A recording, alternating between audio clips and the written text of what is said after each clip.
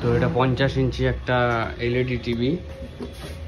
তো এটার প্যানেলটা খারাপ আছে, ডিসপ্লে খারাপ আছে।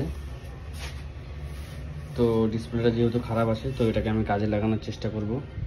কি করব, এখানে ডিসপ্লেটা ফেলে দিয়ে, যেহেতু ব্যাকলাইট বোর্ড সবই ঠিক আছে, সেই জায়গায় আমি একটা এখানে ব্যানার লাগিয়ে দেবো।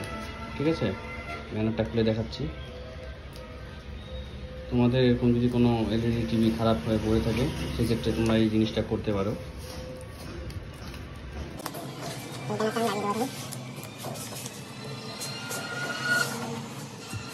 তো এই ব্যানারটা এইভাবে লাগাবো, আর এটা বানানোর পরে তোমরা ফাইনাল লুকটা দেখতে পারবে কিরকম হয়েছে। তো এটার ফাইনাল লুক চলে আসলো, লাইট দেখতেই পারছো